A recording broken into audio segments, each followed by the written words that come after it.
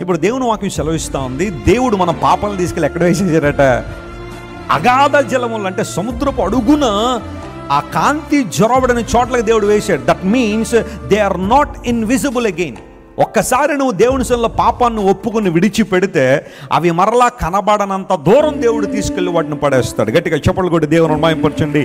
That means దాని అర్థం ఏంటంటే ఆ పాపపు బానిసత్వం నుండి, ఆ పాపపు బంధకాల నుంచి దేవుడు మనల్ని విడిపించడం మాత్రం కాకుండా ఆ కాన్సిక్వెన్సెస్ నుండి కూడా దేవుడు మనల్ని విడిపిస్తాడు. That's the faithfulness of God. దేవుడు మనకిచ్చిన వాగ్దానాల్లో అద్భుతమైన వాగ్దానం, మన పాపంలో ఒప్పుకున్నప్పుడు దేవుడు వాటిని అగాధ జలముల్లో వేసేసాడు. ఇక నువ్వు నీ పాపముల చేత తరవబడాల్సిన అవసరం లేదు. నీ గత జీవితాన్ని బట్టి తరవబడాల్సిన అవసరం లేదు. నీ గత జీవితంలో చేసిన పొరపాలను బట్టి కృంగిపోవాల్సిన అవసరం లేదు. దేవుడు నన్ను క్షమించాడా లేదా అని నీవు కలవరపడాల్సిన అవసరం లేదు.